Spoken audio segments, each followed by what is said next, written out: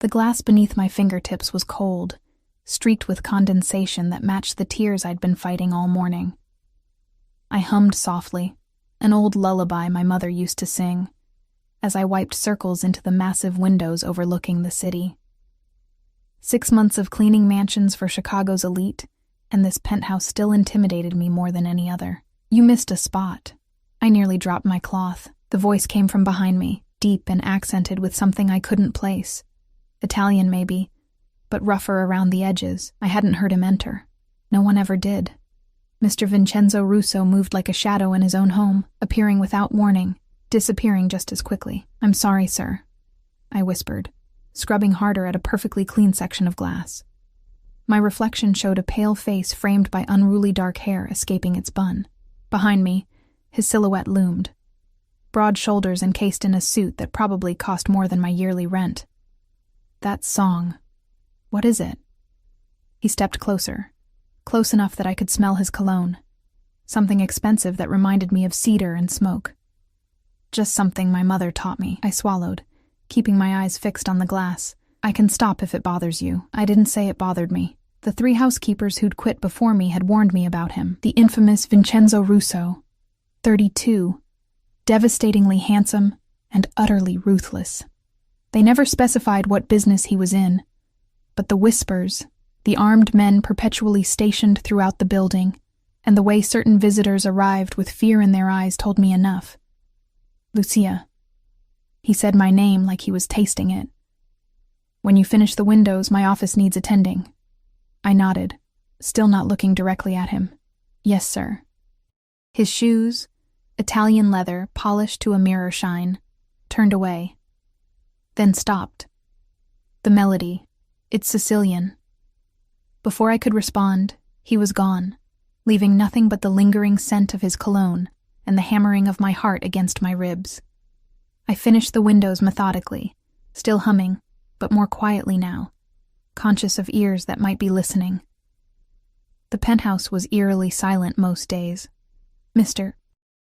Russo rarely entertained guests here. This place seemed to be his sanctuary, not a showcase like the homes of other wealthy clients. When I reached his office, I knocked softly despite knowing it was empty. He was never there during cleaning hours, a rule his head of security, Marco, had emphasized repeatedly on my first day. "Mr. Russo values his privacy," he'd said, his hand resting casually on the gun beneath his jacket. "Clean what you're told to clean. Don't touch anything else." The office was immaculate as always. Not a paper out of place on the mahogany desk. Not a speck of dust on the leather-bound books lining the walls. I dusted silently, the song dying in my throat. This room always felt like entering a confessional. Sacred, secretive, dangerous. I was reaching for the crystal decanter to polish it when I heard the door open. Spinning around, I found myself face to face with Mr. Russo himself, breaking his own cardinal rule. "Sir, I'm sorry, I was just—" "Sing it again." His voice was soft but carried the unmistakable weight of a command. "What?" "The song. Sing it." He closed the door behind him, leaning against it. The room suddenly felt smaller, the air thicker. I clutched the polishing cloth against my chest like a shield. "I don't really sing in front of people, sir." His dark eyes narrowed slightly. "You were singing for the past hour." "I was humming." "It's different." I bit my lip, immediately regretting the show of defiance. To my surprise, one corner of his mouth lifted in what might have been the ghost of a smile. "You're not afraid of me." It wasn't a question, but I answered anyway. "I'm terrified of you, sir." That almost smile widened slightly. "Yet you argue." My hand trembled, and I set down the crystal before I could drop it. "I should finish cleaning the other rooms. Sing for me, and you can go." I stared at him, trying to understand what was happening. Vincenzo Russo was notorious for many things, but musical appreciation wasn't one of them. The women who came and went from his life, models, actresses, socialites, were paraded on his arm at events, then discarded within weeks. None lasted, none mattered. And here he was, demanding a song from his maid. I took a shaky breath and began to sing softly, the Sicilian lullaby flowing from memory. my grandmother's voice echoing in my mind as I formed the unfamiliar words. I didn't understand their meaning, only their melody. Mr. Russo's expression changed as I sang. Something flickered behind those impenetrable eyes. For a moment, he looked almost human. When I finished, the silence felt heavy between us.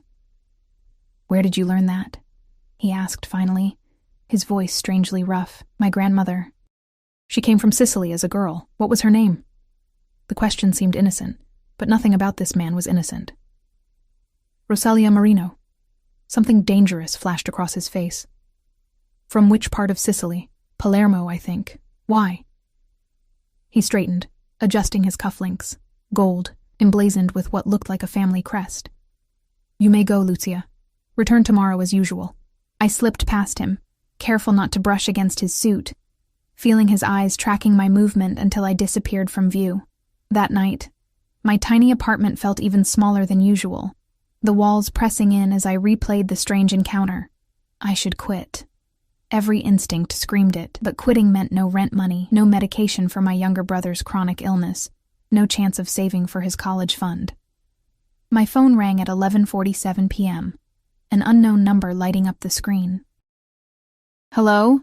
I answered cautiously. "Miss Marino." Not a question. The voice belonged to Marco, Mr. Russo's security chief. "Your services are required tomorrow evening, a private event. Mr. Russo specifically requested you." My stomach dropped. "I don't do events. I'm just the regular house cleaner." "This is not a request," Marco stated flatly. "A car will collect you at 7. Wear something appropriate." The line went dead before I could argue. I called my regular agency supervisor immediately, hands shaking. "Lucia? Honey, this is actually good news," she said, sounding relieved. "Mr. Russo has gone through 5 housekeepers this year. If he's requesting you specifically, it means you're doing something right." "But I don't do events," I protested. "You do now. Whatever Mr. Russo wants, we accommodate." Her tone softened slightly. "Look, these private events pay 3 times your normal rate. One night could cover your brother's medicine for months." After we hung up, I sat on my bed staring at the wall. 3 times my normal rate. Medicine for months. I couldn't say no. The next day passed in a blur of anxiety. At precisely 7, a sleek black Audi with tinted windows pulled up outside my building. The driver, another suit-wearing man with the unmistakable bulge of a shoulder holster, opened the door wordlessly. The car took me not to the penthouse but to a sprawling estate on the outskirts of the city, guarded by an imposing iron gate and men with earpieces. As we drove up the winding driveway, I clutched my small purse, wishing I'd had something better to wear than my only nice dress. A simple black number I'd bought for job interviews. Marco met me at the entrance, his expression as unreadable as ever. "You're not here to clean," he said before I could ask. "Mr. Russo wants you to sing." "Sing?" I echoed incredulously. "The Sicilian songs. Follow me." He led me through a mansion that made the penthouse look modest. Marble floors, crystal chandeliers, priceless art adorning every wall. Dozens of well-dressed guests mingled, champagne glasses in hand. I felt painfully out of place, acutely aware of my drugstore makeup and sensible shoes. Marco guided me to a small anteroom off the main hall. "Wait here. Mr. Russo will come for you." Alone, I paced the ornate room, heart thundering. This was madness. I was a housekeeper, not a performer. What was Mr. Russo playing at? The door opened and he entered, devastatingly elegant in a black tuxedo that fit him like a second skin. His dark hair was perfectly styled, his jawline sharp enough to cut glass. Up close, the scar that ran along his right cheekbone was more noticeable, a silver line that somehow only enhanced his dangerous beauty. "Lucia," he said, those dark eyes assessing me from head to toe. "You came. Did I have a choice?"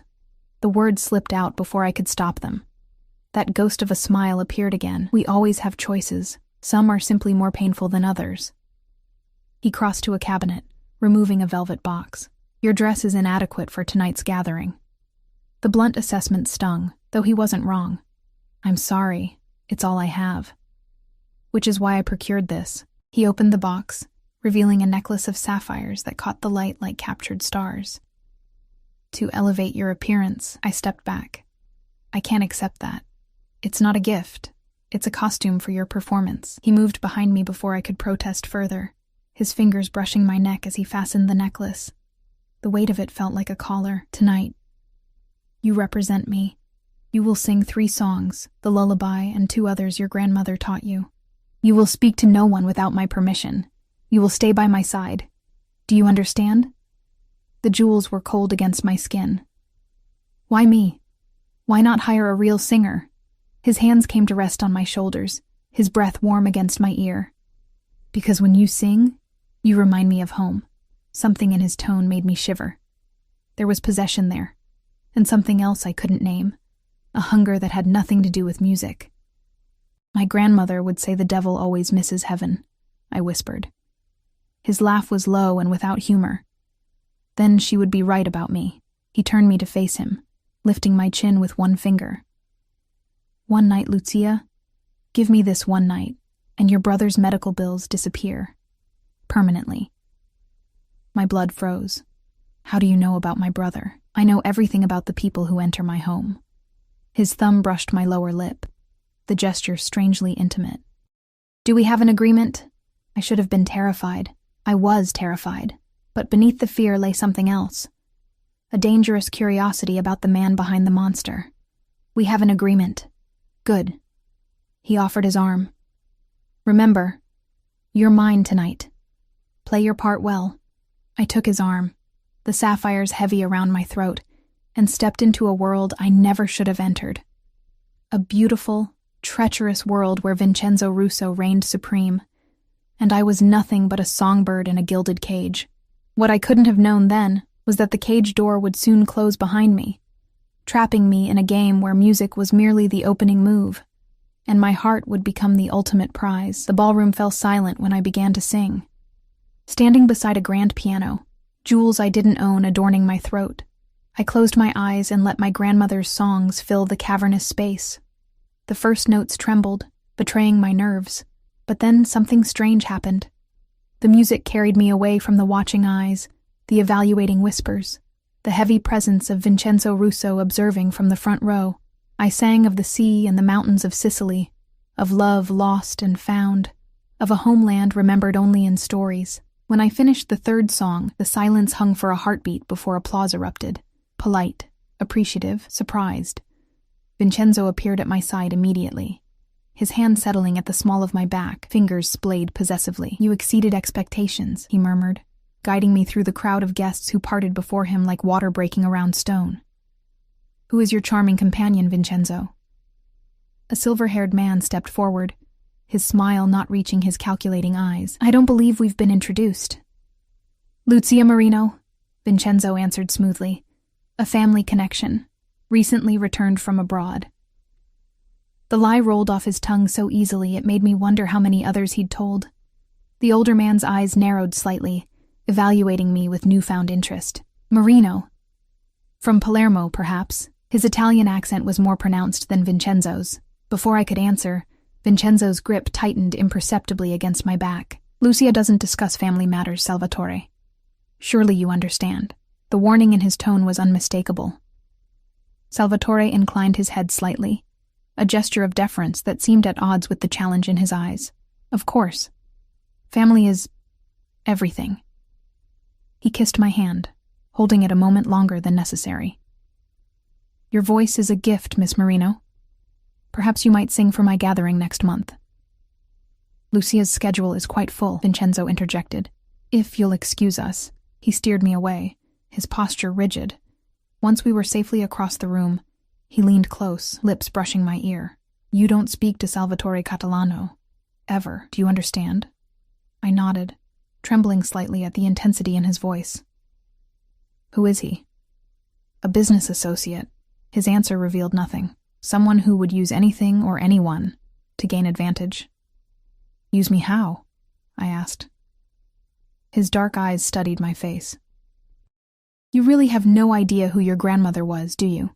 Before I could press him further, a stunning woman in a red dress approached, sliding her arm through Vincenzo's with practiced familiarity. There you are, darling. I've been looking everywhere. She gave me a dismissive glance before focusing entirely on him. Your father was asking for you, Sophia. His voice cooled several degrees. I wasn't aware you were invited tonight. She laughed, the sound like breaking glass. Don't be absurd. I'm always invited. Her perfectly manicured hand caressed his arm. Your father insisted I come. You know how he adores me. My father tolerates you because of your family connections. Don't mistake that for adoration. I tried to step away, uncomfortable with witnessing this exchange. But Vincenzo's hand immediately recaptured mine, holding me firmly in place. And who is this little songbird? Sophia's gaze raked over me with unconcealed disdain. New charity project, Vincenzo? Lucia is my guest, he replied, each word measured and precise, which is more than I can say for you tonight. The woman's smile faltered, genuine hurt flashing across her beautiful face before hardening into anger. You'll regret this public humiliation, she hissed, then stalked away, her red dress a slash of color against the monochrome crowd. Who was that? I whispered, once she was out of earshot. No one of importance. He guided me toward a set of French doors leading to a garden terrace. Some air would be beneficial. You look pale. The night air was cool against my heated skin. Fairy lights twinkled among the manicured hedges, creating the illusion of stars brought down to earth. We were alone on the terrace, though I could see security personnel stationed at discreet distances, their vigilant eyes scanning constantly. Your singing tonight has created complications, Vincenzo said after a long silence, staring out at the darkened garden. I don't understand. No, you wouldn't. He sighed, running a hand through his perfect hair, momentarily disheveling it. The gesture seemed strangely vulnerable, at odds with his fortress-like demeanor. Your grandmother, Rosalia Marino, was she married to Antonio Marino? I blinked in surprise. Yes. My grandfather died before I was born. How did you know his name? Vincenzo turned to me, his expression unreadable in the dim light. Because Antonio Marino was my father's consigliere before he disappeared 30 years ago. The entire Marino family was presumed dead in a fire that destroyed their estate. The ground seemed to shift beneath my feet. That's impossible. My grandparents immigrated to America 40 years ago. They ran a small restaurant in Queens until my grandfather died of heart failure. A convenient story. His voice held no accusation, only a strange resignation. One that kept you and your family safe for generations. Safe from what? My voice had risen, and he placed a finger against my lips. Not here. He glanced toward the house where guests still mingled. This changes everything, Lucia. You cannot return to your apartment tonight. Or perhaps ever. Fear shot through me. What are you talking about? Of course I'm going home. My brother will be collected and brought to a secure location along with his medication. His tone brooked no argument. Salvatore Catalano has seen you now, heard your name. If you are who I suspect, your life is in immediate danger. This is insane. I backed away, bumping against the stone balustrade. I'm nobody. Just a housekeeper trying to pay my bills. There's been some mistake. His laugh was without humor. The only mistake was your grandmother thinking she could hide forever. He stepped closer, crowding me against the balustrade. The Rosalia Marino I'm thinking of had a birthmark, a small crescent moon behind her right ear. My hand flew instinctively to the spot where my own birthmark lay hidden beneath my hair. Vincenzo's eyes darkened. So it's true. This is crazy, I whispered. You can't just kidnap me and my brother because of some mob feud that happened before I was born. Kidnap? He looked genuinely offended. I'm trying to protect you, Lucia. If Salvatore confirms who you are, you'll disappear, and not to a comfortable safe house with your brother. And why should I trust you? You've been lying since the moment I walked through your door tonight, as have you. His fingers brushed my cheek, surprisingly gentle, though perhaps unknowingly. Your grandmother never told you the truth about your heritage, did she? About why she really left Sicily? I shook my head, tears threatening. She told me they left for a better life in America.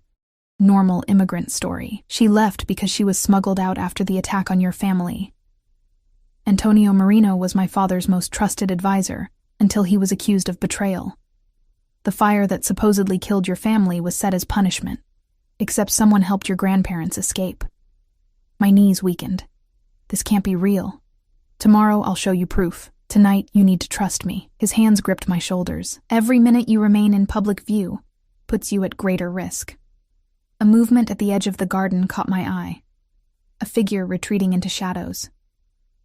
Vincenzo noticed my distraction and turned, his body instantly shifting to shield mine. "Marco," he called softly. His security chief materialized from nowhere. "We're leaving. Through the back. Have the car brought around." "What about the other guests? Your father? Make my apologies. Family emergency." Vincenzo's arm wrapped around my waist, guiding me down the terrace steps toward a path that led away from the main grounds.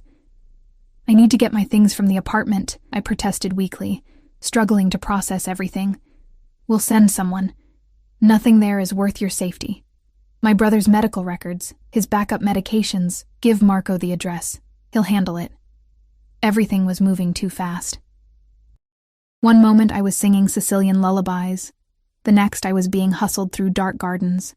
My entire identity in question, my future uncertain. "My brother will be terrified," I said, as Vincenzo helped me into a different car than the one that had brought me, sleeker, more powerful, windows tinted so dark they appeared solid black.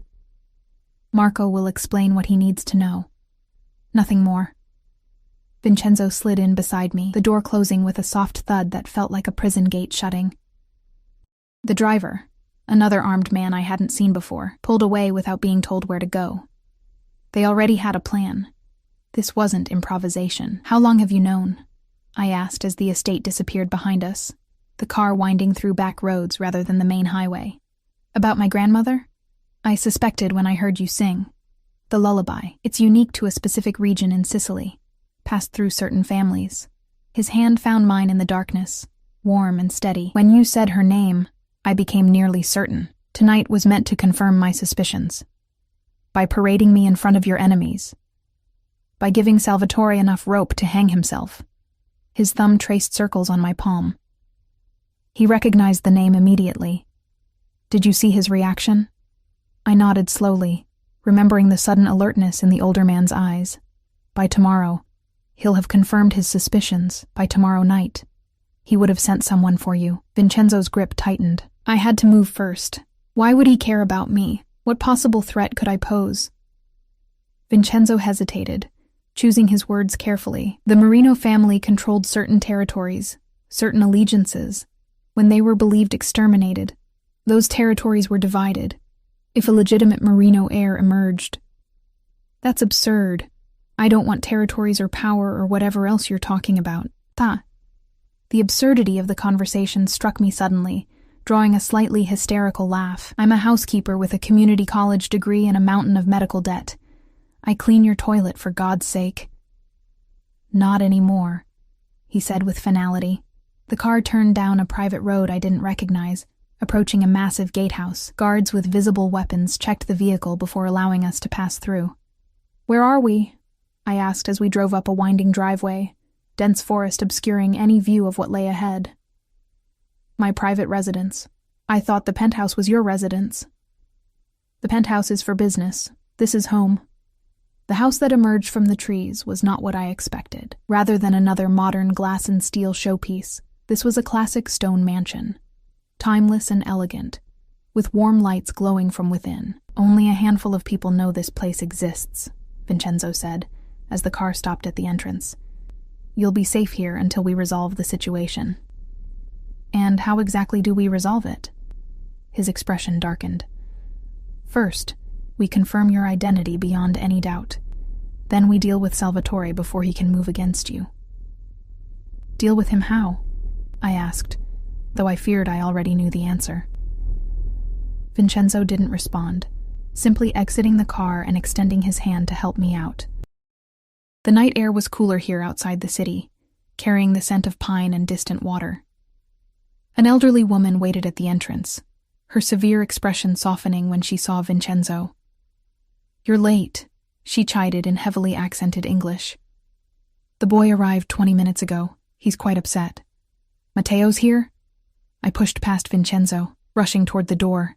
Where is he?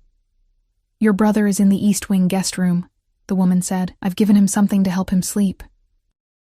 The journey was stressful for him. I rounded on Vincenzo. You drugged my brother? Mrs. Gallo gave him a mild sedative at his request. Vincenzo replied calmly. He was having difficulty breathing from anxiety. The medication was his own. The fight drained out of me. I need to see him. Mrs. Gallo, whom I assumed was some kind of housekeeper, nodded. I'll take her. The boy should have a familiar face when he wakes. Thank you, Sophia. Vincenzo touched the older woman's shoulder with unexpected affection. Please show Miss Marino to her brother, then to her room. I have calls to make. As Sophia led me through the house, a place of old-world elegance, all rich woods and tasteful antiques, I glanced back to see Vincenzo watching me go. His expression troubled in a way I hadn't seen before. For the first time, I wondered if perhaps he was as trapped in this situation as I was, caught in a legacy neither of us had chosen. I found Matteo sleeping peacefully, his breathing equipment set up precisely as it was at home, his medications arranged neatly on the nightstand. Someone had even brought his favorite pillow and the worn stuffed bear he'd had since childhood, the one he claimed he kept ironically, but couldn't sleep without. Sinking into a chair beside his bed, I brushed his dark hair from his forehead, so similar to mine, to our grandmother's. Was there truth to Vincenzo's wild claims? Were we really descendants of some Sicilian crime family? The idea seemed ludicrous, yet the speed and efficiency with which Vincenzo had uprooted our lives suggested resources and motivations beyond a simple case of mistaken identity. Your room is across the hall, Sophia said quietly from the doorway. There are clothes in the closet that should fit. If you need anything during the night, press the intercom button. Someone is always on duty. We're prisoners here, aren't we? I asked, not looking away from my sleeping brother. The old woman clicked her tongue. If Vincenzo wanted prisoners, he has less comfortable accommodations. No, child. You're under protection. Is it true? About my grandmother? Sophia hesitated, her weathered face revealing conflict. It's not my story to tell, but I will say this. When Vincenzo mentioned your name tonight, I knew immediately. You have her eyes. Her spirit, too, I think. You knew my grandmother. Get some rest, she said, ignoring my question. Tomorrow will bring many revelations. You'll need your strength. Left alone with my sleeping brother, I felt the weight of the day crash down upon me. In the span of 24 hours, I'd gone from anonymous housekeeper to... What? Heir to some criminal enterprise? Target of a blood feud? Protected asset of Vincenzo Russo? A man I barely knew yet who claimed to know everything about me? I crossed to the window, looking out at moonlight silvering the tops of pine trees. Somewhere beyond them lay Chicago, my apartment, my normal life. A life I suddenly feared might be gone forever, replaced by one where Sicilian lullabies were dangerous, birthmarks were identifying marks, and dark-eyed men with scars guarded you while simultaneously holding you captive. What troubled me most as I prepared for sleep wasn't the danger or the uncertainty. It was the treacherous feeling deep inside that whispered this chaotic new reality might actually be where I belonged all along. Morning arrived with sunlight streaming through unfamiliar curtains and the disorienting moment of waking in a strange place. For a few seconds, I couldn't remember where I was. Then everything flooded back. The singing, Vincenzo's revelations, the hasty escape, Matteo being brought here. I sat up, finding myself in silk pajamas I didn't remember putting on. The bedroom was spacious and elegant, decorated in shades of cream and blue. A soft knock at the door made me pull the covers higher. Come in, I called cautiously. Sophia entered carrying a breakfast tray. Good morning, child. I've brought you something to eat. Your brother is already awake and having breakfast in the garden. He seems much calmer today. Relief washed over me. Thank you. I'll get dressed and join him. There's no rush. Mr. Russo had to leave early this morning on urgent business. He asked that you make yourself comfortable and said he would return by afternoon with information you'll want to see. She set the tray across my lap. The bathroom through that door has everything you'll need. Clothes in your size are in the closet. After she left, I examined the breakfast. Fresh berries, yogurt, delicate pastries, coffee in a silver pot. Food for a guest, not a prisoner. The clothes in the closet were similarly considerate. Simple but high-quality items in exactly my size, from casual wear to more formal options. Someone had done their research thoroughly. After showering and dressing in jeans and a soft cashmere sweater, I went in search of Matteo. The house was larger than it had appeared last night, a maze of corridors and rooms that spoke of old money and refined taste. Nothing flashy or ostentatious like I'd imagined a Mafia boss would prefer. I found my way to a sun-drenched garden where Matteo sat at a wrought iron table, looking remarkably at ease for someone who'd been essentially kidnapped the night before. "Lucia!" He waved, his face lighting up. At 17, he still had the enthusiasm of a much younger child, his chronic illness never dampening his spirit. "This place is amazing. Have you seen the library or the game room? They have a full-size pool table and like 3 different gaming systems." I sat beside him, searching his face. "Are you okay?" "Really?" His smile dimmed slightly. "I was scared at first when those men showed up. But then Mr. Russo's security guy explained that you were in danger, and we needed to move somewhere safe." He shrugged. "Once I got here and saw how they'd set up all my medical stuff exactly right, I figured they weren't planning to murder us or whatever. Matteo, this situation is serious. These people are connected," he finished for me. "Yeah, I figured that out. But the way I see it, if someone's after us because of some old family thing, I'd rather have the scary guys with guns on our side than against us." His pragmatism surprised me. "When did you get so mature?" "Probably around the 3rd time I almost died." He grinned to take the sting from his words. "Besides, Sophia makes amazing pancakes. And she knew Nonna." My head snapped up. "She told you that?" "Yeah. She said they were friends as girls in Sicily. That Nonna was the prettiest girl in the village and everyone was in love with her." He tipped his head, studying me. "Did you know any of this Mafia stuff about our family?" "No. I'm still not sure I believe it." I lowered my voice despite the garden appearing empty. "We need to be careful, Matt. We don't know these people or what they really want. Mr. Russo seemed pretty straightforward when he came by this morning." "You spoke to Vincenzo?" I couldn't hide my surprise. "What did he say?" Matteo leaned back, enjoying his role as information bearer. He apologized for the abrupt relocation, asked if I was comfortable, if my medical needs were being met. Then he said something about confirming our family connection and making arrangements for our long-term security. "Long-term?" My stomach twisted. "We can't stay here indefinitely. Why not?" Matteo gestured around at the beautiful garden. "Our apartment is a dump, Lucia. You work yourself to death cleaning other people's houses while I sit around being useless."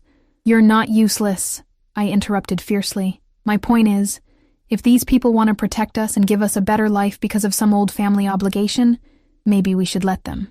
Before I could argue further, a tall, thin man in a suit approached from the house. "Miss Marino, Mr. Russo has returned and requests your presence in his study. Your brother is welcome to continue exploring the grounds with Carlos." He gestured toward a younger man standing a respectful distance away. Matteo grinned. "Carlos already promised to show me the garage. Apparently there's a collection of vintage cars." I squeezed his hand. "Be careful." "Always am," he replied easily. "Go find out about our mysterious family history. I want all the details." I followed the suited man back through the house, trying to memorize the route through the labyrinthine corridors. We passed several security personnel stationed at key points, all armed, all watching with careful eyes. The study was a warm space of leather and mahogany, walls lined with books, a massive desk dominating one end. Vincenzo stood gazing out a window, his broad shoulders tense beneath his tailored shirt. He turned when I entered, his dark eyes immediately finding mine. "You slept well?" he asked, dismissing the man who had escorted me with a nod, "as well as can be expected when you've been told your life is a lie and you're in mortal danger." His mouth quirked slightly. "Fair enough."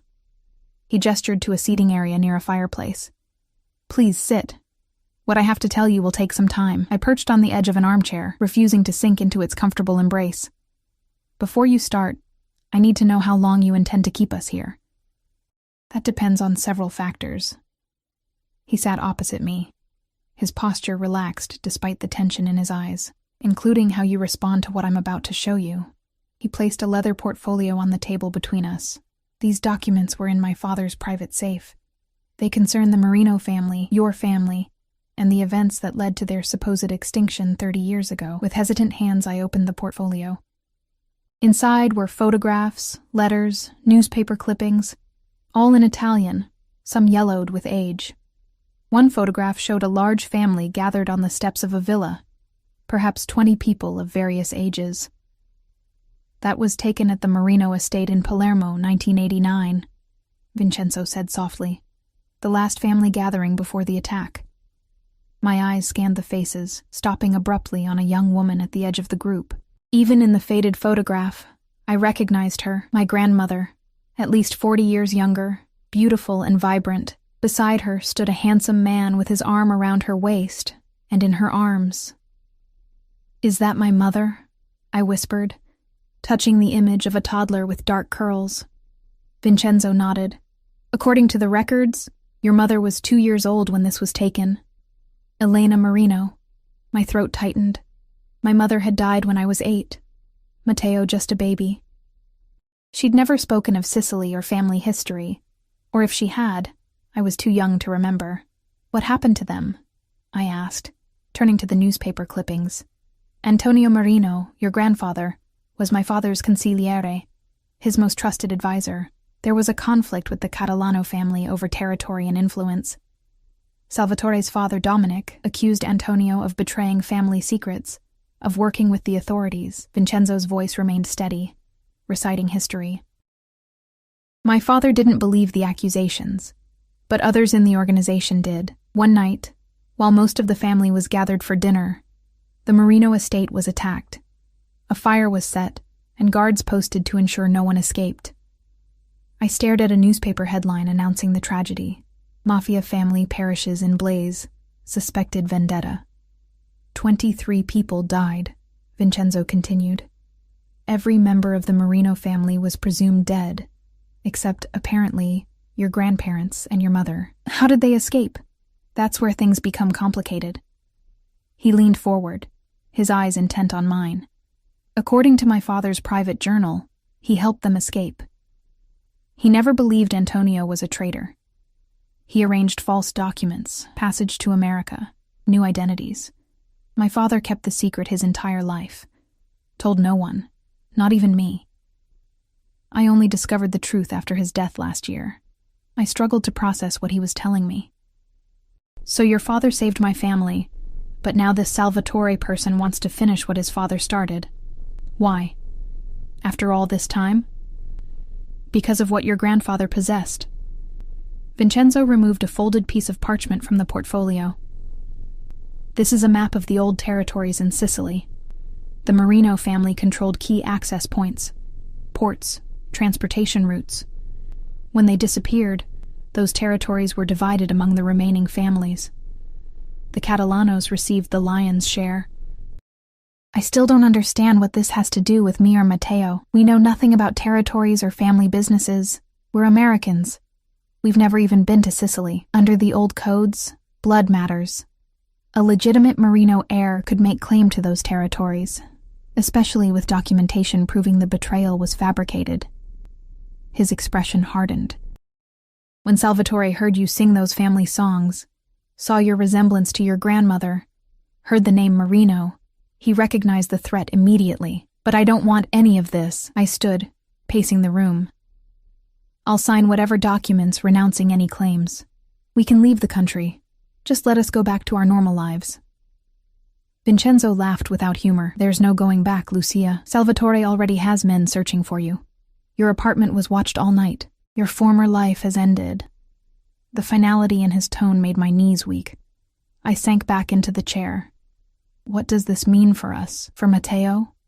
It means you have choices to make." Vincenzo stood, moving to a cabinet and pouring 2 glasses of amber liquid. He handed one to me. "Drink. It helps." I took a sip, the whiskey burning a path down my throat. "What choices?" "First, we need to confirm your identity beyond doubt. DNA testing, comparison of your birthmark with family records. Once confirmed, you have 3 options." He counted them off on his fingers. 1, We create new identities for you and your brother, move you somewhere remote, provide financial support but otherwise sever all connections. You would never be able to contact anyone from your past life again. The thought of disappearing completely made my chest tighten. Option 2? You formally renounce any claim to Merino territories or assets, but remain under my protection here in Chicago.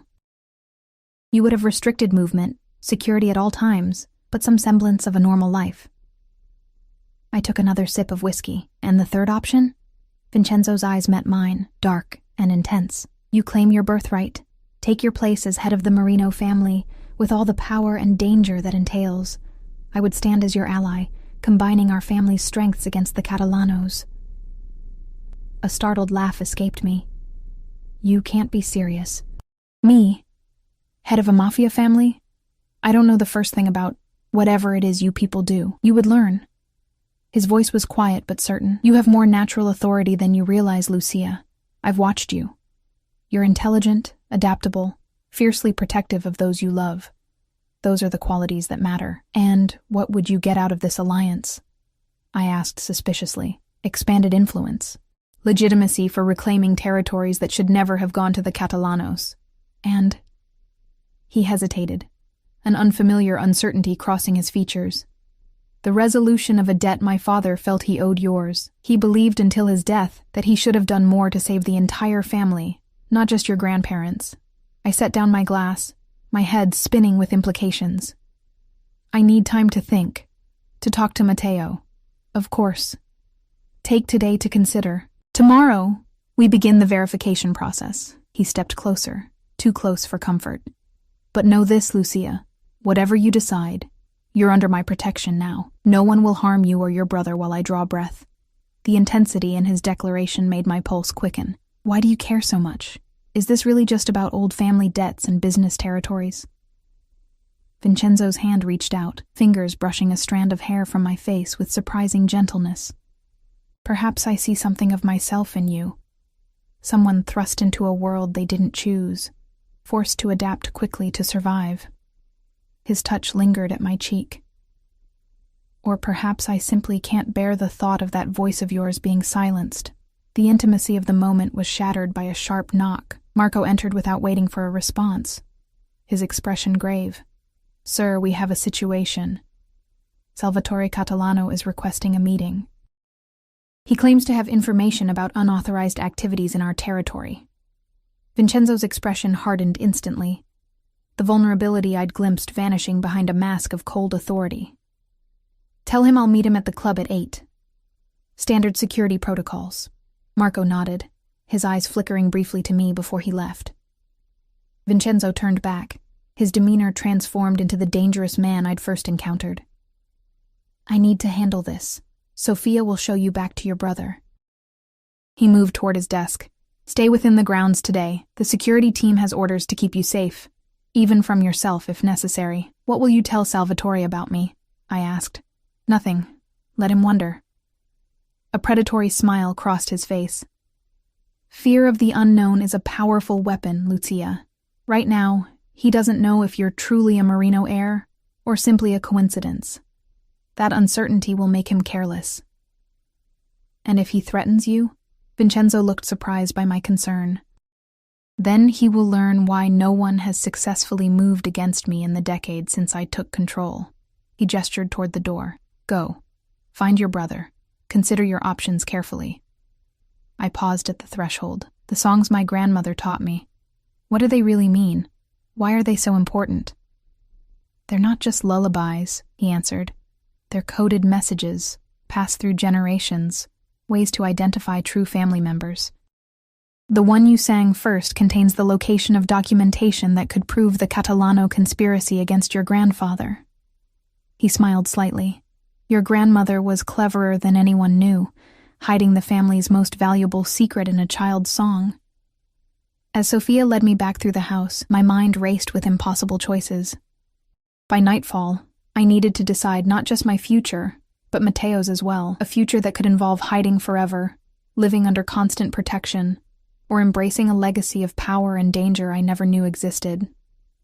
What troubled me most wasn't the choice itself, but the realization that part of me, a part I'd never acknowledged, was drawn to the third option, to power, to belonging, to standing beside Vincenzo Russo as an equal rather than a servant.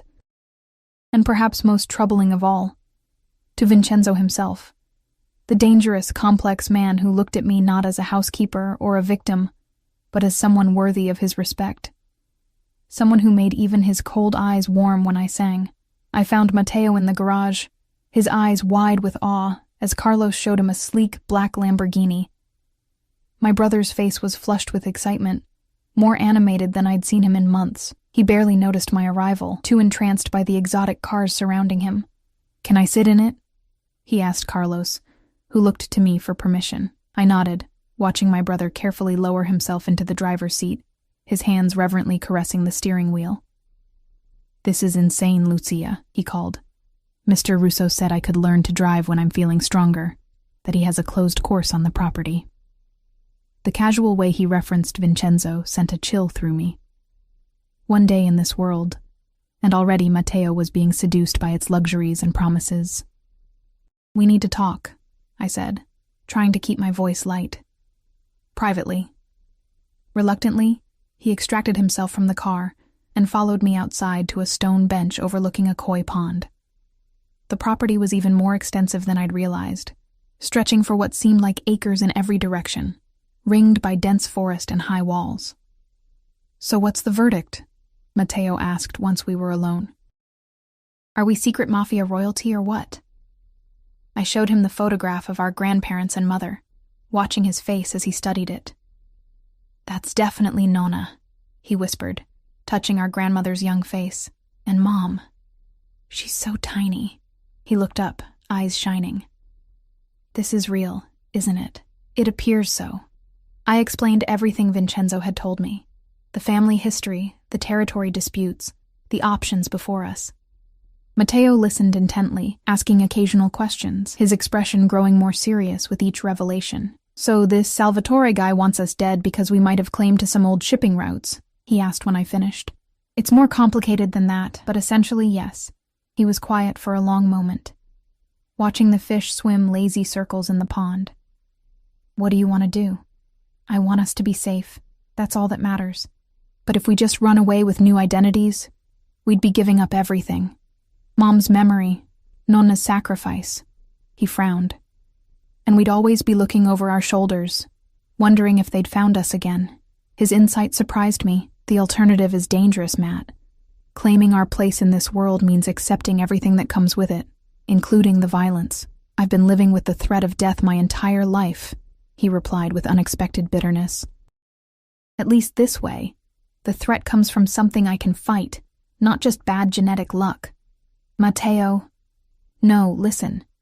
You've spent years sacrificing everything for me. Your education, your dreams, any chance at a normal life. You clean houses and come home exhausted because my medications cost more than rent." His voice cracked slightly. "What if this is our chance to change all that? To take control for once?" I stared at him, this boy becoming man who saw so much more than I gave him credit for. "It's not that simple. Nothing worth doing ever is." He squeezed my hand. "And for what it's worth, I've seen how Mr. Russo looks at you. That's definitely a factor worth considering." Heat rushed to my face. "Don't be ridiculous." Matteo grinned. "I'm sick, not blind. The guy's clearly obsessed with you. Sophia says he's never brought anyone to this house before, not even his family." "Sophia talks too much," I muttered. "She says his father was cold, cruel. That Vincenzo became like him to survive, but there's still goodness underneath." Matteo shrugged. "Maybe you bring that out in him. When did you become such a romantic?" I tried to deflect, uncomfortable with the direction of the conversation. "Around the time I realized life's too short to waste opportunities." He stood, stretching carefully. "I'm going to rest before dinner. Think about what I said, okay? Sometimes the most dangerous choice is actually the safest." After he left, I wandered the grounds alone, tracing paths through immaculate gardens and past a shimmering swimming pool. Security personnel maintained a respectful distance, visible but not intrusive. The surreal peace of the estate contrasted sharply with the chaos of my thoughts. By late afternoon, dark clouds gathered on the horizon, bringing with them a chill that drove me back indoors. I found myself drawn to the music room I'd glimpsed earlier, a space with high ceilings, warm acoustics, and a gleaming grand piano. Sitting at the keyboard, I began to play one of the Sicilian songs, singing softly, thinking about hidden meanings and family secrets woven into the melodies. Now that I knew to look for them, certain phrases seemed strange, their syllables potentially encoding locations or names. The third verse contains the coordinates.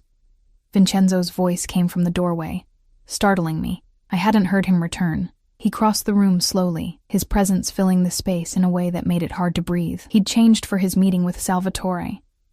Dark suit, crisp white shirt, gold cufflinks catching the light, the very image of power and control. Coordinates to what? I asked, my fingers still resting on the keys. A safety deposit box in Zurich. It contains documentation proving the Catalanos fabricated evidence against your grandfather, proving they were the real traitors. He sat beside me on the bench, our shoulders almost touching. Your grandmother was clever, teaching you songs that contained the keys to your inheritance without ever telling you what they meant. She was protecting us. Yes, but perhaps she also knew that someday you might need this knowledge. That someday you might choose to reclaim what was taken from your family. His proximity was distracting, the subtle scent of his cologne mixing with something darker. Gunpowder, perhaps, or the lingering trace of danger that seemed to cling to him like a second skin. You've already decided what you think I should do, I observed. A ghost of a smile touched his lips. I have my preferences, yes, because it benefits your business. Because it's what you deserve.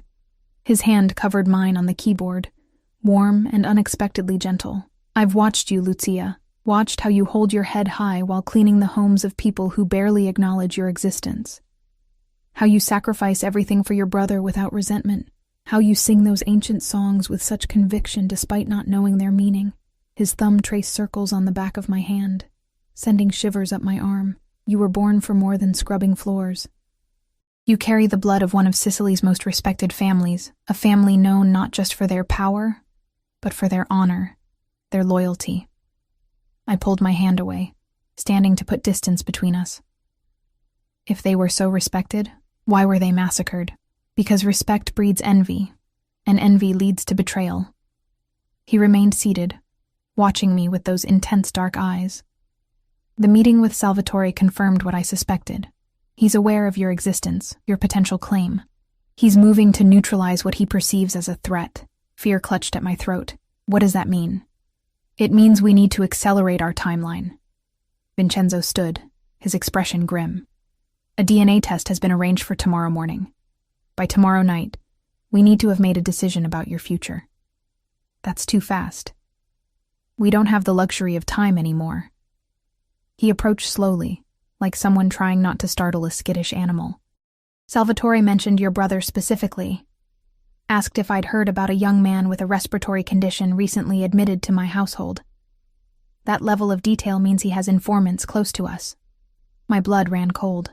Matteo is safe.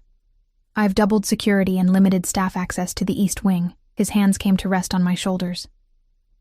But we need to resolve this situation decisively, Lucia. Hiding is not a permanent solution. And making me some Mafia queen is? I pulled away again, anger flaring. I don't know the first thing about this world. I'd be a figurehead at best, a target at worst. At first, perhaps, but you would learn. His eyes never left mine, and you wouldn't be alone. The implication hung in the air between us. Not alone. With him, the thought was both terrifying and strangely compelling. Why are you really doing this, Vincenzo? I asked softly. The truth this time. He was quiet for so long I thought he might not answer. When he did, his voice had lost its usual commanding edge, revealing something raw underneath. When I heard you singing that day in my penthouse, something broke inside me, a wall I'd built years ago. He moved to the window, staring out at the gathering storm. My father taught me that attachment was weakness, that to lead, I must remain separate, untouchable. I believed him. lived by those rules. Lightning flashed outside, briefly illuminating his profile. Then you appeared with your Sicilian songs and your defiance poorly hidden behind compliance, and suddenly I was questioning everything. He turned back to me. At first, I thought it was merely desire. That passes easily enough, but it wasn't just your beauty that haunted me, Lucia. It was your soul, your resilience, the way you carry burdens that would crush others, yet still find reason to sing. His confession left me speechless, uncertain how to respond to this glimpse of vulnerability from a man who exuded nothing but strength and control. When I discovered your potential connection to the Marino family, it seemed like fate, he continued, moving closer again. A chance to right historical wrongs while protecting something precious. I'm not a thing to be protected, I managed finally, though my voice trembled. Or possessed. No, you're not. His hand lifted to my cheek, thumb brushing across my skin. You're a force to be reckoned with, Lucia Marino. One I would rather have beside me than anywhere else. The tension between us was electric, his face inches from mine, eyes dark with an emotion I was afraid to name. For a moment, I thought he might kiss me. Part of me hoped he would, despite everything. But a sharp knock at the door broke the spell. Marco stood in the doorway, his expression carefully neutral. Sir, the lab technician has arrived for tomorrow's testing. He's setting up now. Vincenzo stepped back, his professional mask sliding into place instantly. Good.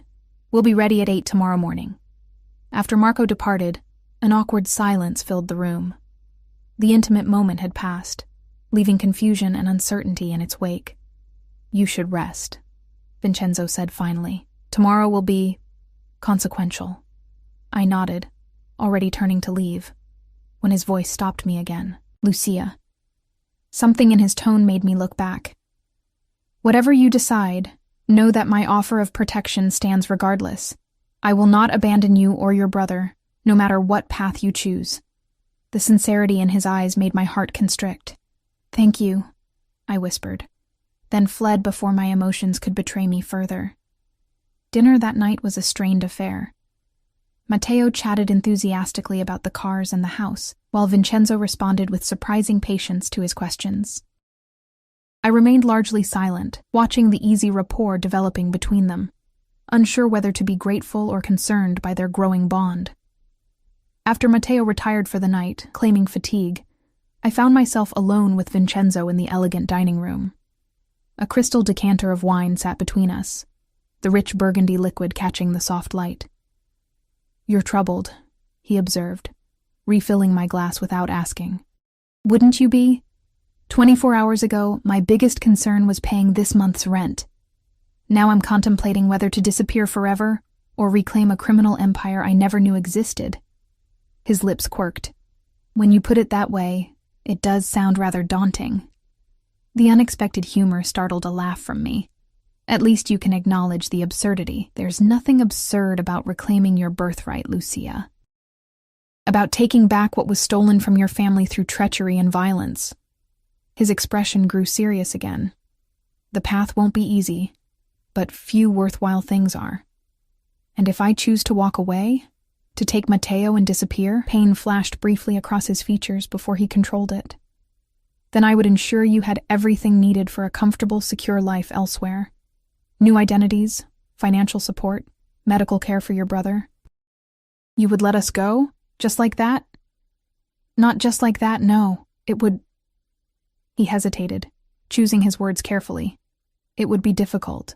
But I won't cage you, Lucia. That decision must be yours. The honesty in his voice touched something deep inside me. This powerful, dangerous man was offering me a choice few in his world were ever given. Genuine agency in determining my own fate. I should sleep, I said finally, rising from the table. Clear my head before tomorrow. He stood as well, ever the gentleman despite his ruthless reputation. Of course. Sleep well, Lucia. As I walked past him toward the door, his hand caught mine, stopping me. The touch was light, but it sent electricity coursing through me. For what it's worth, he said quietly. I believe you already know what you want. You're simply afraid to acknowledge it. His perceptiveness was unnerving. And what is it you think I want, Vincenzo? His dark eyes held mine, seeing too much. The same thing I want. Power. Purpose. His voice dropped lower. Belonging. I pulled my hand free, unsettled by how accurately he'd named the longing that had haunted me my entire life. A yearning for something more than mere survival. For a place to truly belong. Good night, I whispered, retreating before he could see the truth written on my face. That night, as lightning illuminated my luxurious prison, I made my decision. Not based on fear or obligation, but on a recognition of something that had always existed within me, waiting to be awakened. By morning, when Vincenzo came to escort me to the DNA testing, I was ready to embrace whatever future awaited, knowing only that I would face it on my terms. What I couldn't have known then was how quickly that future would arrive, or the blood that would be spilled before I could truly claim my inheritance. The DNA test was clinical and quick.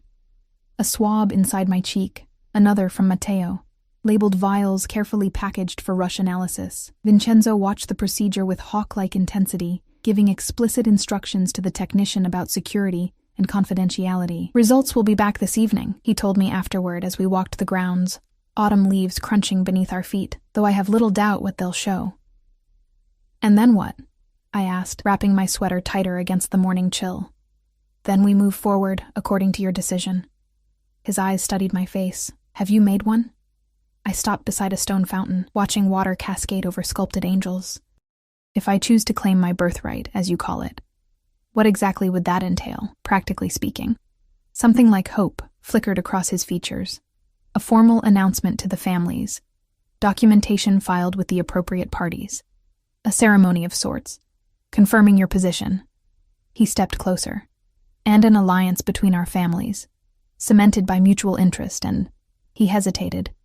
Other bonds, if you wish it. The implication was clear. In this world, alliances were often sealed through marriage. Business and personal interests intertwined. The thought of being bound to Vincenzo in such a way sent a confusing mix of fear and anticipation coursing through me. And Matteo would be established as your heir, given the finest medical care, education, whatever he requires. His hand brushed mine, the touch deliberate. He would never want for anything again. And the danger? Would be significant at first, until your position is secured. He didn't sugarcoat the truth, but you would have my protection, my resources, He seemed to struggle for the right word. My devotion. The raw honesty in his voice made my heart race. This dangerous man, whom I'd known for mere days, yet felt connected to in ways I couldn't explain, was offering not just security, but something more profound. Recognition, respect, perhaps even love, though neither of us had dared name that possibility. I've made my decision, I said, meeting his gaze steadily. I want to claim what's rightfully mine. Not just for the power or the money, but because it's my heritage, my family's legacy. I won't let it be stolen from us any longer. Relief and something deeper washed across his face. His hands caught mine, bringing them to his lips in a gesture at once old-world and intimately personal.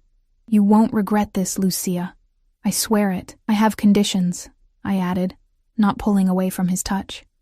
A smile touched his lips. Of course you do. Matteo's safety comes before everything else. If at any point I feel he's in too much danger, we reconsider our options. He nodded. Agreed. I want to learn everything, not just be a figurehead. The business, the history, all of it. I need to understand what I'm claiming. I would expect nothing less. And whatever happens between us, I faltered, suddenly uncertain how to articulate the complicated feelings developing between us. Vincenzo's expression softened. We'll develop naturally, without pressure. We have time, Lucia. Before I could respond, Marco appeared on the path, his usual stoic expression replaced by urgent concern. Sir, we have a situation. Salvatore's men have been spotted at the perimeter. 6 vehicles, heavily armed. Vincenzo's demeanor transformed instantly, the tender moment shattered by imminent threat. Lock down the house. Get Ms. Marino and her brother to the secure room. Alert the security teams. Marco hesitated. Sir, there's more. We've identified a breach. Someone on the domestic staff. Who? Vincenzo's voice was deadly quiet. Elena, sir. the new kitchen assistant. She was seen making calls from the gardener's shed using an unauthorized phone. We've detained her, but the damage is done. Vincenzo's hand moved instinctively to the gun I hadn't realized he was carrying. How long do we have? Minutes, maybe less. They're at the outer gates now. Vincenzo turned to me, his expression grim. Go with Marco.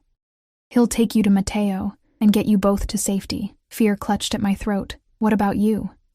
I'll handle Salvatore. He cupped my face briefly. This was inevitable, Lucia. He would never let a Marino heir reclaim power without a fight. You can't face them alone. I'm never alone. His smile was cold, predatory. My men have been preparing for this possibility since you arrived. Marco's hand closed around my arm. Miss, we need to go, now.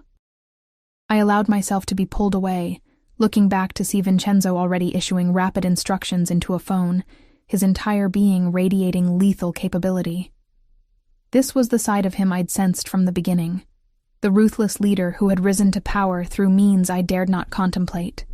Marco rushed me through service corridors I hadn't seen before, eventually reaching Matteo's room where my brother was already being helped into a wheelchair by Carlos. What's happening? Matteo asked, face pale with anxiety. Security breach, Marco replied tersely, leading us to a wooden panel that slid open to reveal a hidden elevator. Stay quiet and follow instructions. The elevator descended silently, opening into a concrete corridor that led to a reinforced door, with both electronic and mechanical locks. Marco input a code, turned a key, then ushered us into what appeared to be a luxury bunker. Sleeping quarters, supplies, communications equipment, even a medical area. You'll be safe here, he said, checking the monitors displaying security camera feeds from around the property. These walls are reinforced concrete and steel. Ventilation is independent and secure. On the screens, I could see men taking positions throughout the house and grounds, weapons ready. Another monitor showed vehicles approaching the main gate, black SUVs with tinted windows. I need to be upstairs, Marco said, moving toward the door. Carlos will stay with you. The room is fully stocked. Do not attempt to leave until someone comes for you with the proper code phrase. Wait, I caught his arm. What's happening up there?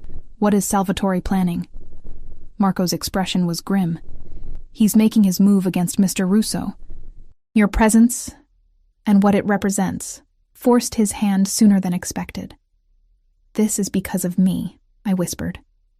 This conflict has been brewing for years, Marco replied. You were just the catalyst. He checked his weapon. Stay here. Stay safe. That's what Mr. Russo wants more than anything. After he left, sealing the door behind him, I turned to the monitors, watching with mounting horror as Salvatore's men breached the outer gate. Gunfire erupted almost immediately, the silent video feed showing muzzle flashes and men taking cover behind vehicles and stone walls. Oh my God, Matteo whispered, watching over my shoulder. This is really happening. Carlos stood beside us, his own attention fixed on a different monitor showing Vincenzo in what appeared to be a command center, directing his security team with calm authority, despite the chaos unfolding around him. Mr. Russo has been anticipating this, Carlos said quietly. He's prepared. I watched Vincenzo on the screen. This man who had upended my life in the span of days, who had revealed a heritage I never knew existed, who looked at me with a hunger that went beyond physical desire, a recognition of something kindred between us. And now, he was fighting for his life, for our lives, against enemies who would destroy us without hesitation. I need to be up there, I said suddenly, moving toward the door. Carlos blocked my path instantly. Miss Marino, I cannot allow that. My orders are explicit. Your orders are to protect the Marino heir? Yes? I lifted my chin, channeling a confidence I didn't entirely feel. Well, that's me. And I'm telling you I need to be visible. If this is about my claim, then hiding while others fight my battles sends exactly the wrong message. Carlos hesitated, clearly conflicted. Mr. Russo was very clear. Mr. Russo doesn't fully understand what's at stake, I interrupted. This isn't just about territory or business. It's about perception, about showing strength from the beginning. The words came from somewhere deep inside me, a part I hadn't known existed until now. A true Marino doesn't hide while others bleed for her. Lucia, Matteo warned. This is insane. I turned to my brother, torn between my instinct to protect him and this new, powerful certainty growing within me. I have to do this, Matt. For both of us. For our future. Then I'm coming too, he said, gripping the arms of his wheelchair. Absolutely not. On this, I wouldn't bend. You stay here where it's safe. I need to know you're protected. Carlos looked between us, his professional training warring with new uncertainties. Miss Marino, I cannot guarantee your safety upstairs. I understand. I straightened my shoulders. But I'm going, with or without your help. Better with, I think. After a tense moment, he nodded reluctantly. I'll take you to the secondary command center. It's secure, but will allow you to be seen by the right people at the right time. He turned to Matteo. I'm leaving 2 men with you. They'll protect you with their lives. The journey back upstairs was tense. Carlos checking each corridor before allowing me to proceed, his weapon drawn and ready. The sounds of conflict grew louder as we ascended. Shouted commands, occasional gunfire, the distant wail of sirens. The secondary command center was a fortified room with bulletproof windows overlooking the main driveway. From here, I could see Salvatore's men engaged with Vincenzo's security team, a standoff developing near the main entrance. In the center of the room, Vincenzo stood surrounded by lieutenants, his face cold with focused rage as he directed their movements. He looked up when we entered, shock and then fury crossing his features. What the hell is she doing here? I gave explicit orders. It was my decision. I interrupted, stepping forward. My fight. My choice. Get her back downstairs. He snapped to Carlos. Now. No. I moved closer, matching his intensity. If Salvatore wants war because of me, then he should see exactly who he's fighting. I won't cower in a bunker while others die in my name. Vincenzo's jaw clenched, a muscle ticking in his cheek. This isn't a game, Lucia. These men will kill you without hesitation. I know that, but hiding won't change the target on my back. I met his gaze without flinching. You said I was born for more than scrubbing floors. Well, I was also born for more than hiding in safe rooms. Something shifted in his expression. Anger giving way to reluctant respect, perhaps even pride. You are either incredibly brave or incredibly foolish. Maybe both, I admitted. But I'm here. Use that. He studied me for a long moment before nodding once, sharply. Stay behind bulletproof glass. Do not approach windows without security. Follow every instruction immediately and without question. Understood? Understood. A call came through on the communication system, and one of Vincenzo's lieutenants answered. Sir, Salvatore is requesting direct communication. Says he wants to negotiate. Vincenzo's smile was wolfish. Put him through. The voice that filled the room was smooth, cultured, laced with an accent thicker than Vincenzo's. This unnecessary violence can end now, Russo. Simply hand over the Marino girl and her brother, and my men will withdraw. Salvatore, Vincenzo replied calmly. You violated every code by attacking my home. Give me one reason why I shouldn't destroy you for this transgression. Because the girl is not your concern. This is Catalano family business, unfinished business from 30 years ago. Vincenzo's eyes met mine, a question in them. I nodded slightly, stepping forward. Mr. Catalano, I spoke clearly into the communication system, my voice steadier than I felt. This is Lucia Marino. I understand you have some outdated grievances against my family.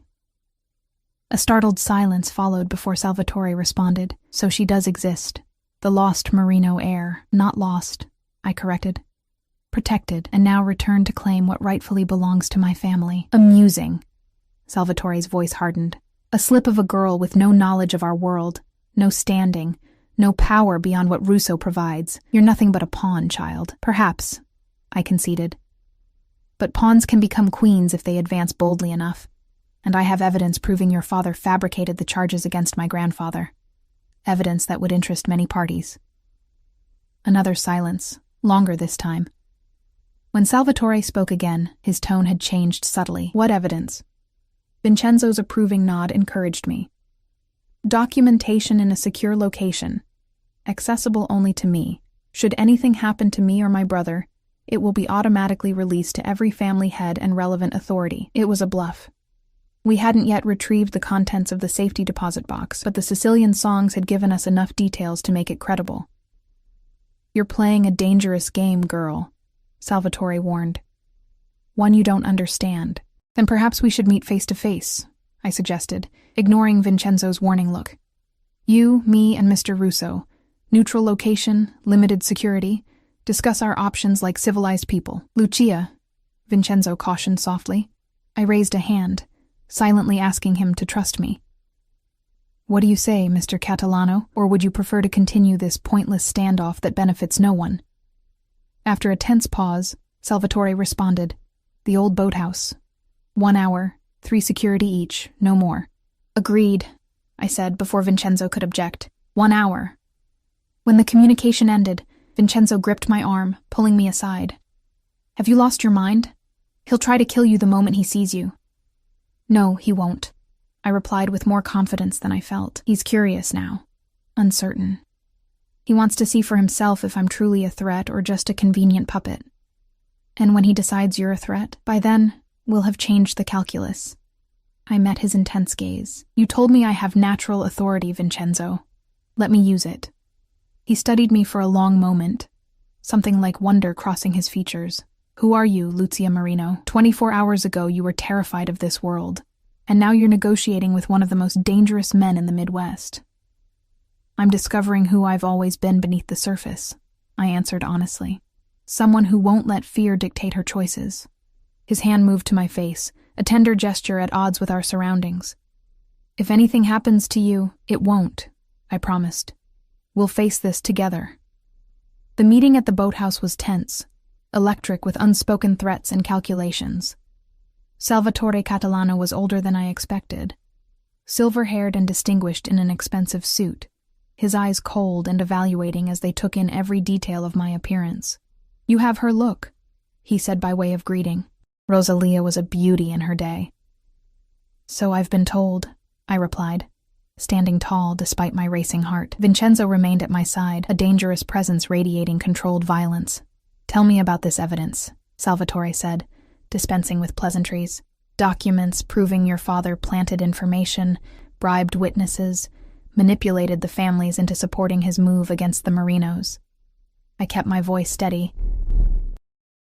"Enough to cast serious doubt on the Catalano claim to former Marino territories. Even if such evidence exists, the territories have been under Catalano control for decades. Possession is 9/10 of the law, as they say." "Perhaps," Vincenzo interjected. "But questions about legitimacy can be destabilizing, particularly with the commission." Salvatore's eyes narrowed. "You're backing her claim, then? Making this official? The Russo and Marino families were allies for generations before your father's treachery."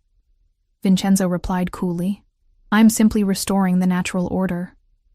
"And what do you want, girl?" Salvatore asked me directly. "Money?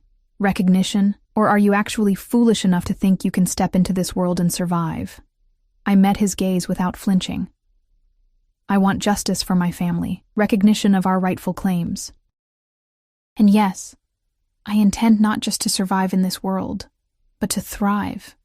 A thin smile crossed his face. Brave words from someone who was scrubbing toilets a week ago. "Yet here we are," I countered.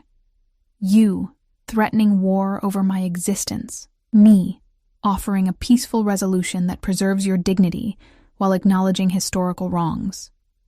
His eyebrows rose slightly. "And what resolution would that be?" "Formal recognition of Marino family restoration. Return of our ancestral properties in Sicily. A percentage of revenue from the territories my grandfather controlled." I delivered these terms as if I'd been negotiating such matters my entire life, drawing strength from Vincenzo's steady presence beside me. "In exchange, we don't pursue further claims or release the documentation publicly." Salvatore laughed, though it didn't reach his eyes. "You've coached her well, Russo." "She requires no coaching," Vincenzo replied. "Blood tells." The older man studied me for a long, uncomfortable moment. "And if I refuse these generous terms, then the evidence becomes public," I said simply. "Your family's reputation suffers irreparable damage, and you find yourself in conflict not just with the Russos, but with every family who believes they were manipulated 30 years ago." The threat hung in the air between us, its weight palpable. "I need verification," Salvatore said finally. "Proof of your identity. Proof this evidence exists. The DNA results will be available this evening," Vincenzo responded. "As for the evidence, arrangements can be made for a neutral third party to verify its existence without revealing its location." After further negotiation, tense moments where violence seemed just a heartbeat away, we reached a tentative agreement. Salvatore would withdraw his men, acknowledge my claim pending DNA confirmation, and consider the terms regarding territory and compensation. In return, we would keep the evidence private and ensure a smooth transition that wouldn't disrupt existing operations. As we prepared to leave, Salvatore caught my arm, his grip firm, but not threatening. "You surprise me, girl. Perhaps there is more Marino in you than I expected." His eyes, cold and calculating, assessed me one final time.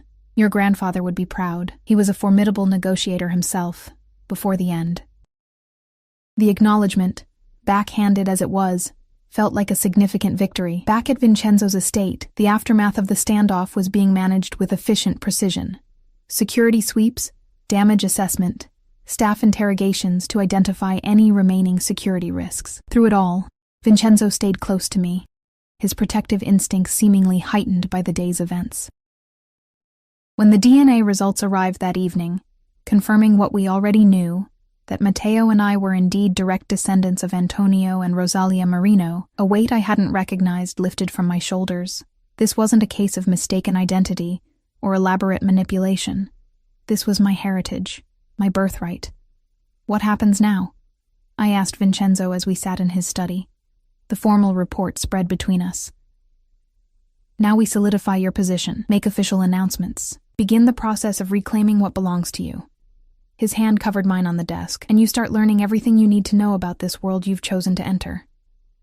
"I never thought my life would take this turn," I admitted, "from cleaning houses to whatever this is. From servant to sovereign," he supplied, a rare, genuine smile softening his features.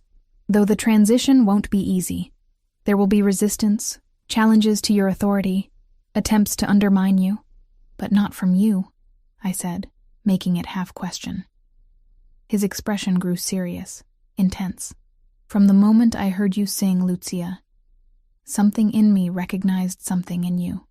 A kindred spirit, perhaps, or a missing piece I didn't know I needed." He lifted my hand to his lips. "I will be your strongest ally, your fiercest defender, your most loyal." "Partner?" I suggested when he hesitated. His eyes darkened with emotion. "If you'll have me." The question held layers of meaning. Business alliance, personal relationship, perhaps eventually more formal bonds. The speed of developments between us should have felt alarming, yet somehow it didn't. Instead, there was a sense of inevitability, of pieces falling into place that had been misaligned my entire life. "I think we make a formidable team," I said softly. "The restored Marino heir and the Russo patriarch. More than a team," he murmured, drawing me closer until our foreheads touched. "A force that will reshape everything." His lips found mine in a kiss that felt like both a promise and a claim. Tender yet possessive, gentle yet demanding.